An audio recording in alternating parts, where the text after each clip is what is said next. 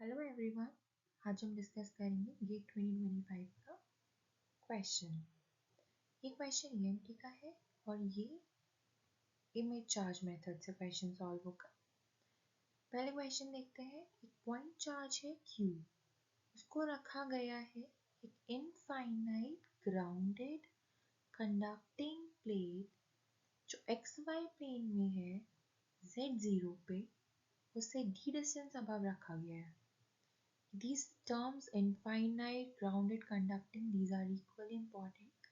उसके बाद ये बोला है कि z greater than 0 रीजन में जो phi है वो phi1 phi2 है। phi की वैल्यू दी है, phi2 की वैल्यू दी है।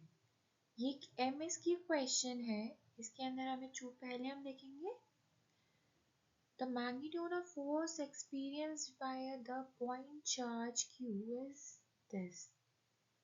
उसके बाद हमें देखना है इलेक्ट्रोस्टैटिक एनर्जी सिस्टम की, फिर हमें देखना है इंड्यूस सरफेस चार्ज डेंसिटी और उसके बाद हमें देखना है इलेक्ट्रोस्टैटिक पोटेंशियल phi1। क्या ये पोजॉन इक्वेशन को सैटिस्फाई कर रही है फॉर z greater than 0 के लिए। नाउ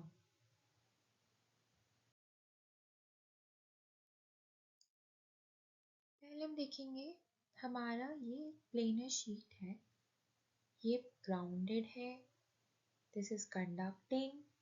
हमने इसके ऊपर एक चार्ज रखा, रियल चार्ज Q।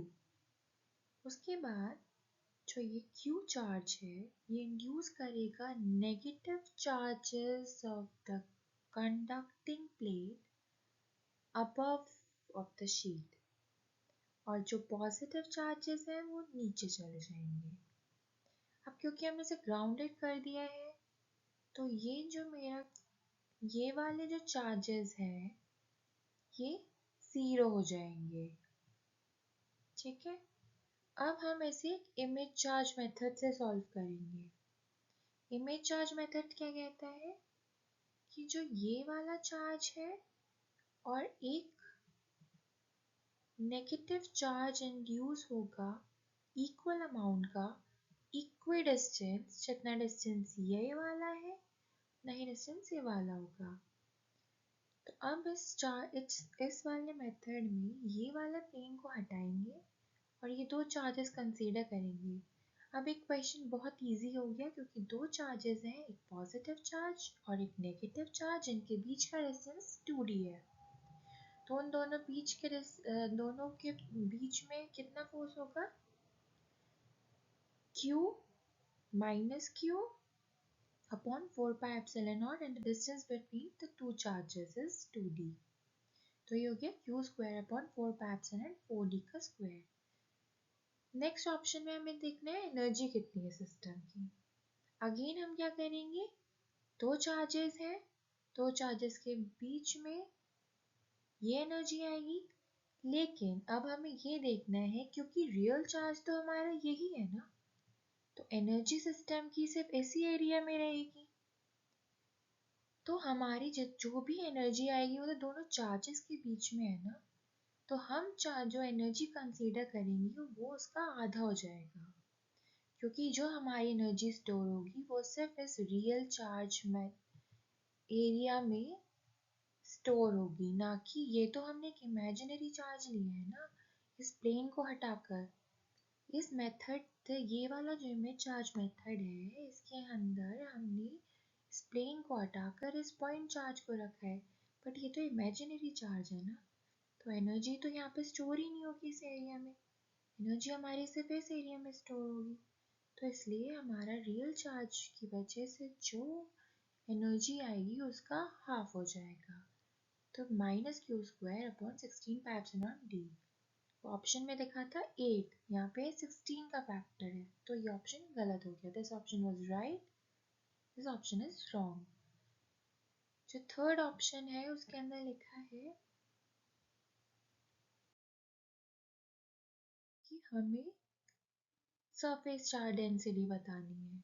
तो सरफेस चार्ज डेंसिटी के लिए हम पहले बाउंड्री कंडीशन लिखेंगे।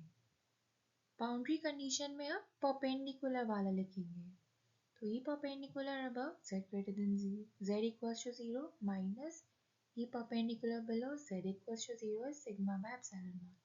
अब क्योंकि हमारा नीचे तो कुछ है ही नहीं, ऊपर ही तो पोटेंशियल गिवन है z ग्रेटर देन 0 रीजन में, तो इसके लिए जो हम इलेक्ट्रिक फील्ड लिखेंगे उसे डिफरेंशिएट करने के बाद में will be q upon 4 pi epsilon x square, जो गिवन है उसको डिफरेंशिएट किया है with respect to z and this is the equation. उसके बाद z को 0 रखेंगे तो हमें चार डेंसिटी मिल जाएगी at z equals to 0. Now the fourth option says कि जो हमारा पोटेंशियल है वो पॉइसन इक्वेशन को सेटिस्फाई करेगा, क्योंकि हमें फाई ऑलरेडी गिवन है और फाई क्योंकि यूनिकनेस थ्योरम से अगर कोई भी पोटेंशियल है और वो z equals to 0 पे बाउंड्री कंडीशन को सेटिस्फाई कर रहा है तो वो लाप्लास इक्वेशन का यूनिक सॉल्यूशन होगा. That's why this option is also correct. Thank you for watching my video.